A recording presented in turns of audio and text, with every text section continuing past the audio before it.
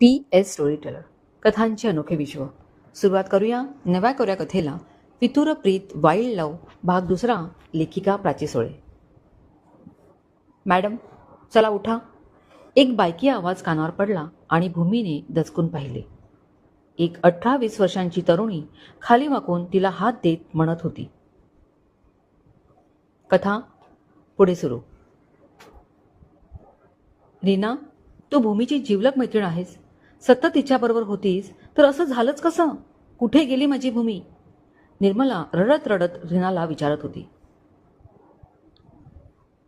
रीना सुद्धा शॉकमध्ये होती.